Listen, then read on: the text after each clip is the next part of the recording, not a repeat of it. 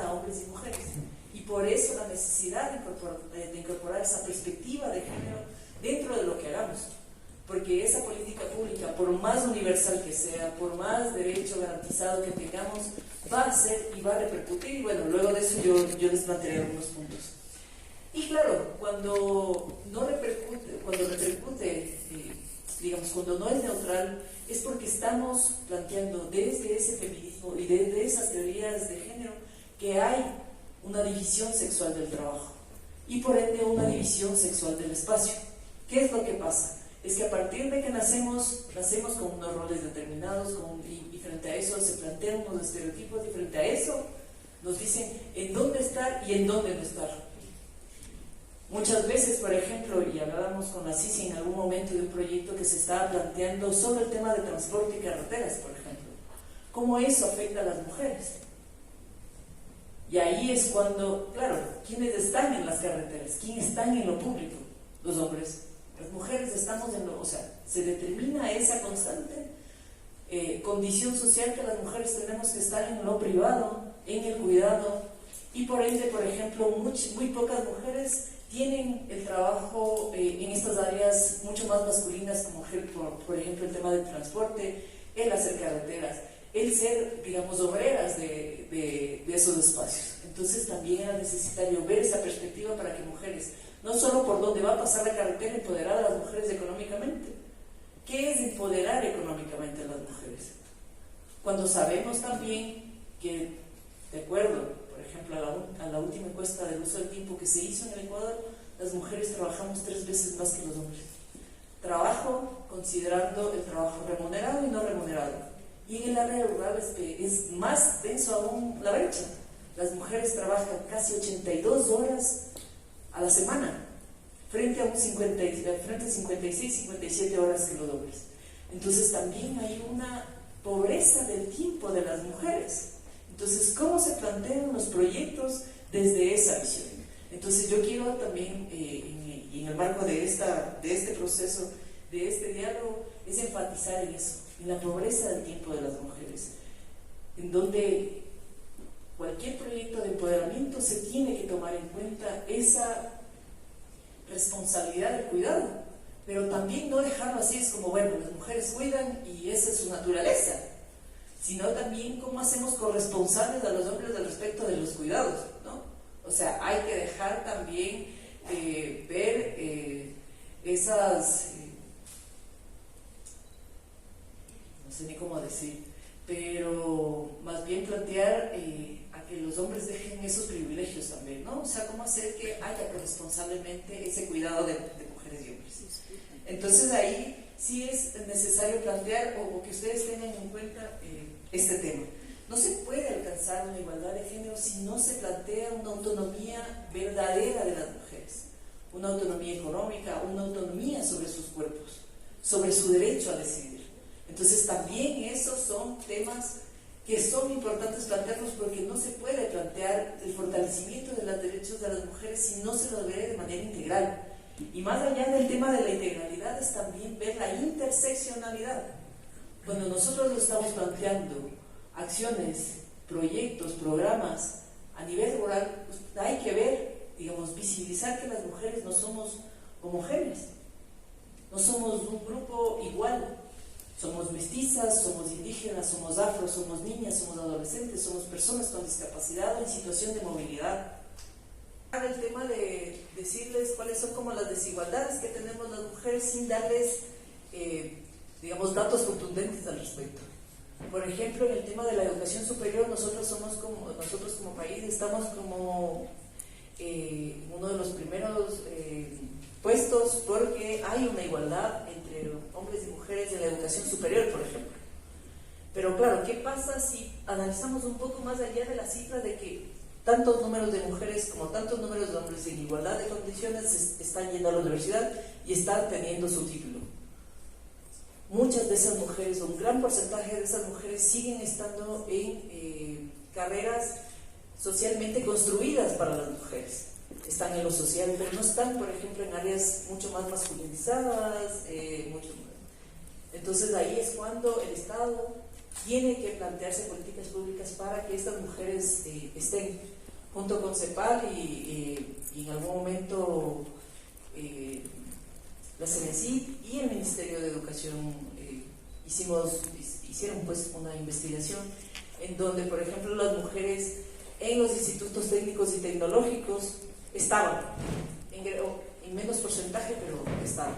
Pero claro, hay todo un tema adentro cuando ya hablas con estas mujeres en donde les preguntan qué hacen ahí, o sea, ¿por qué escogieron? Es muy sorprendente para la gente que está ahí, para los hombres, decir, o sea, en serio, ¿por qué escogiste el tema de metal mecánica?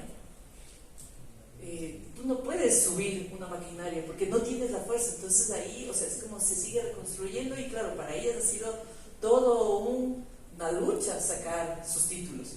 Entonces también es ver más allá de los números. Las estadísticas sí nos reflejan algo, pero sí siempre es necesario tener la parte cualitativa del tema. Por otro lado, seguimos con una brecha laboral del 20%. Con el PND, con el Plan Nacional de Desarrollo, queremos llegar al 2021 al 18.4%, o 0.1, no recuerdo, 0.4 creo que es. Pero claro, vemos alguna vez hablando con los compañeros del sistema de las Naciones Unidas y con el coordinador residente haciendo un cálculo, veíamos que para bajar la brecha salarial en las condiciones y las situaciones en las cuales estamos ahora, necesitaríamos al menos 197 años para bajar esa brecha salarial en el ritmo que vamos. Entonces, es necesario también ser mucho más eficientes, mucho más drásticos al momento de plantearse la real y sustantiva igualdad de género, ¿no? Entonces, las mujeres no podemos esperar 197 años para ganar por el mismo trabajo, por el mismo producto, el mismo sueldo. Allí también corren más allá del tema de plantearse la igualdad en el salario, es la corresponsabilidad del cuidado. Porque ¿por qué las mujeres seguimos pagando? ¿Por qué creen que las mujeres lo siguen pagando menos? Porque somos menos productivas, porque siempre vamos a estar pensando en el hogar, en nuestros hijos, en la persona que tenemos dependiente, porque es una persona con discapacidad, o porque tenemos a nuestra madre que está es adulta mayor, o nuestra abuela. Entonces, para una empresa privada siempre va a haber eso. O sea, siempre va a ser como menos... la mujer siempre va a ser menos productiva, digamos, ¿no? Entonces, ahí es donde también se necesita involucrar a las empresas privadas, a la cooperación, a la sociedad civil, al Estado, por supuesto, para que pueda plantearse acciones concretas. Ya mencioné el tema de los trabajos, del trabajo remunerado del hogar, pero quiero dar otro dato. En marzo de este año, junto con el Instituto Nacional de Estadística y de Censos, sacamos una cuenta satélite. ¿Qué es una cuenta satélite? Ustedes lo conocen, tenemos las cuentas nacionales, en donde te dicen cuánto cada industria aporta al PIB de nuestro país. Pero claro, como el trabajo no remunerado del hogar, el trabajo del cuidado, no se visibiliza monetariamente, lo que hicimos con el INEC es monetarizar ese trabajo invisibilizado a través de los tiempos que las mujeres utilizan para el cuidado. ¿Qué es lo que sacamos de esto? O sea, fuimos sacando rubro por rubro de industrias, por ejemplo. ¿Cuánto le cuesta a un hotel pagarle a una persona que tiende la cama? Entonces de ahí fuimos sacando como platas para decir cuánto le cuesta a un enfermero cuidar o limpiar a una persona con discapacidad o atenderla. Entonces de esos rubros fuimos sacando, y lo que nos dimos cuenta es que desde el 2007 al 2015, ahorita estamos haciendo la actualización, las mujeres hemos aportado con 19.880 millones de dólares a la economía del Ecuador. Ninguna industria, ni el petróleo, ni la construcción, juntas alcanzan ese rubro como nosotras las mujeres en el aporte de la economía del Ecuador. Entonces, cuando las mujeres salen el 8 de marzo a decir que para, o sea, si paramos las mujeres para la sociedad, es porque realmente para. Es porque si es que nosotros nos detenemos, la economía se cae nomás, básicamente. Entonces, esas cosas no se están visibilizando en la política pública. Entonces, ustedes como hacedores de política, de implementación de política, tienen que tomar en cuenta ese tiempo invisibilizado de las mujeres. Entonces, a eso es necesario. No necesitamos, porque cuando yo saqué ese rubro, mi madre me dice, ¿dónde tengo que ir a cobrar? Es que era así, entonces era como, madre, más bien es plantearse, al menos que las mujeres tengamos en cuenta eso, valorar el trabajo, porque muchas dicen, no trabajo, solo estoy en la casa. No, usted está aportando con un poco de esos 19.880 millones de dólares. En un hogar, por cada 100 dólares de ahorro, 33 es por el cuidado de mujeres y por el trabajo no remunerado. Entonces, estas cosas les digo para que puedan, o sea, y ya me comprometo a mandar la información para que ustedes puedan tenerlo en sus datos. Otro tema importante es el tema de la participación política de las mujeres. Claro, hemos alcanzado en el 2008 gratamente a tener la paridad de las mujeres en términos de estar en puestos de decisión. Eso lo dice la Constitución, le manda el Código de la Democracia y el Código al COTAD a hacer algunas menciones sobre acciones afirmativas. Pero ¿qué tenemos de los datos? En la Asamblea contamos con el 38% de mujeres en tomas de decisión. En prefecturas tenemos el 17.3%, que eso en términos nominales es 4 prefecturas. Pero en alcaldías tenemos el 8.1%. Hemos subido del 2014 al 2019 como 2 puntos. Eran como 6.7 en el 2014 y ahora llegamos al 8.1. Pero ¿qué pasa? O sea, si hay, y te pide el COTAD que en su primera sesión, una vez que se elija la autoridad, se elija la segunda o el segundo vicealcalde. ¿Qué es lo que está sucediendo en este momento en el Ecuador? Es que de 221 alcaldías, 83 alcaldías cumplen con la paridad de género. 27 no cumplen porque ninguna mujer fue electa, es decir, no había cómo, digamos, plantear la paridad. Pero 110 alcaldías, aun cuando tienen concejalas, no cumplen con el principio de paridad, cuando es obligatorio, incluyendo la ciudad de Quito. Se planteó una acción de protección frente a la concejala más votada, que era Gisela Chalá, pero la jueza determinó que no. Entonces, ¿hasta cuándo los derechos de las mujeres están supeditados a las subjetividades y al criterio de un juez? Cuando ya la Constitución está diciendo que tenemos que ser paritarios en la participación política. Y la participación política no así, no es que las mujeres queremos estar y ya, sino que también es ver el contenido de esa participación política, cómo las mujeres debemos plantear. Entonces, cuando nosotras mencionábamos el hecho de no ir, digamos, no es solo estar, es que las mujeres tengan la agenda de las mujeres bajo su brazo para defenderla, por ejemplo. Ese para nosotros es un gran punto, porque no es que vas, llegas y bueno, aquí llegué porque solo soy mujer. No, sí es bueno tener simbólicamente a una mujer como vicealcaldesa, como prefecta, como presidenta, pero es necesario que estas mujeres tengan todo un proceso de fortalecimiento al respecto de lo que significa ser una autoridad, de lo que significa una toma de decisión. Pero claro, como he mencionado anteriormente, no por ser mujer eres sensibilizada frente a las desigualdades que tienes, ¿no? Entonces ahí también hay todo un proceso que mantener sobre el fortalecimiento de las mujeres. No sé cuánto tiempo tengo, o sea, creo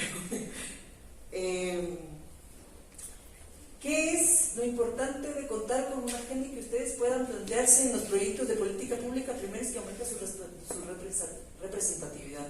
Al momento en que ustedes incorporen la perspectiva de género y que sus beneficiarios y beneficiarias sean por igual, más allá del número, hay que ver cómo llega ese resultado a hombres y mujeres al respecto de la política pública que hagan, va a tener reconocimiento en términos de derechos y obviamente va a atender las necesidades de las mujeres. Por supuesto, contribuye a una gestión eficaz y a valorar, por supuesto, los efectos de las medidas en relación de género.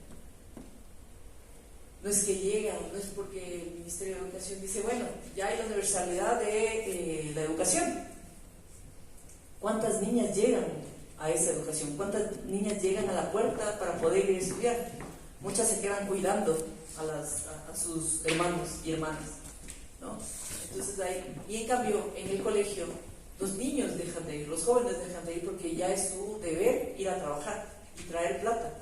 Entonces las niñas comienzan a tener más espacios en el colegio. Entonces los roles están ahí siempre. Entonces eso hay que ver, siempre tienen que tener esa sensibilidad de ver cuáles son como esos roles que tenemos de hombres y mujeres y que a la final influyen en que podamos estar o no.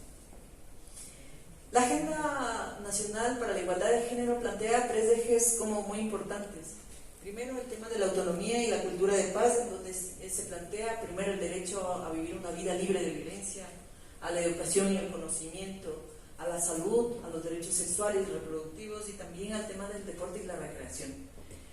Digamos, estos son como los primeros ejes que normalmente han sido como la palestra y la lucha de las mujeres desde hace mucho tiempo. Por otro lado está el segundo eje sobre la sostenibilidad de la vida, en donde ahí se plantea el tema de cuidado humano, la reproducción y la sostenibilidad de la vida, la producción y el empleo, y por el otro lado el tema del ambiente. Ayer tuve una reunión con el Ministerio de Producción y Comercio, junto con CEPAL, y claro, nos decían, bueno, ¿y ustedes por dónde en el tema de comercio? Claro, es como, claro, la agenda es totalmente perfectible, y si el tema del comercio no está en la agenda, ¿no? ¿Cómo nos planteamos también el trabajo, el tema del transporte? Bueno, vivienda está, algunos temas que van a tratar acá están. Pero claro, es saber que muchas veces se va, o sea, cuando ya se plantea la incorporación de la perspectiva de género y la igualdad entre hombres y mujeres, sí se van abriendo nuevos campos y ese es efectivamente el tema del comercio. ¿Cómo desde los acuerdos comerciales se puede plantear la perspectiva de género? Nosotros hace poco estuvimos asistiendo técnicamente al Ministerio de Producción para poner unas líneas, un acápite de género dentro del acuerdo que se va a tener con Chile. Entonces ahí era como, claro, hay todo un repensar porque es como, díganos qué ponemos. Es como, explíqueme qué es del comercio. Entonces ahí sí es necesario todo un ejercicio para plantear. Aun cuando la CICI ya tiene mucho tiempo trabajando el tema de medio ambiente y la escuchaba, digamos. Nos planteamos un convenio con el Ministerio de Ambiente para trabajar el tema de cambio climático. Y las NDCs, que son las contribuciones no determinadas. Son 11 sectores. Y claro, con cada sector es ver cómo se plantea el enfoque de género. A ver, el tema de energía, el tema de residuos, el tema de transporte. Entonces, con cada sector hemos tenido que tener como un diálogo de decir qué es para nosotros plantear algo. Entonces, ahí sí era como, digamos, sé que esto es nuevo, yo solo les estoy dando como datos, pero sí que es importante como plantear la importancia de incorporar esta perspectiva de género y, por supuesto, todo el apoyo al BID y a las instituciones para poder hacer esa asistencia técnica. Voy concluyendo y haciendo como algunos desafíos que tenemos que plantearnos al momento de trabajar la política pública. Yo creo que es yo lo he dividido en unos desafíos de gestión, digamos, y unos desafíos como mucho más estructurales.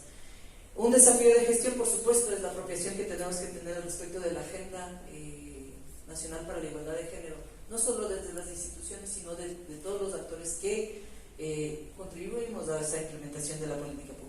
Es decir, debe haber una corresponsabilidad de estos actores al momento de plantearse. Siempre es necesaria la sensibilización de todas y de todos quienes estamos inmiscuidos en la política pública al respecto de la igualdad de género. No se puede plantear política pública, por ejemplo, para el empoderamiento económico de las mujeres si esas mujeres son víctimas de violencia, por ejemplo. Entonces es necesario como tener una mirada integral y una mirada interseccional al respecto. Ya en desafíos como mucho más estructurales, sí pensarnos siempre esto del tema de la división sexual del trabajo, la redistribución del trabajo en el ámbito reproductivo. Es necesario que se tenga siempre en la mira. O sea, las mujeres tenemos otros trabajos que no se visibilizan en el ámbito productivo, en el ámbito laboral, pero que son importantes plantearlos hasta para reivindicar todo el tiempo que nosotras le damos, ¿no?, a la sociedad y a la construcción de la sociedad y del país. Por supuesto, la división sexual de los espacios mucho tiene que ver con las mujeres en la toma de decisión. En algún estudio que hizo con mujeres, hablaba de mujeres que impedían subir porque tenían techos de cristal. Estas son las mujeres que son básicamente que han logrado llegar hasta cierto punto, pero que la estructura no lo llega. Hay otras mujeres que sufren de escaleras rotas, donde no logran subir porque hay ciertos determinantes que pueden tener educación, pero no logran por el tema de la corresponsabilidad o de los cuidados, por ejemplo. Y hay otras que definitivamente tienen, digamos, pisos pegajosos en donde no las dejan caminar. Y ese es un tema de pobreza, ese es un tema de falta de educación, ese es un tema de violencia, por ejemplo. Entonces hay distintas mujeres que estamos tratando de caminar, subir y pasar esa barrera del techo de cristal. Entonces ahí también es siempre visibilizar esa división sexual del espacio, sobre todo al respecto de eso.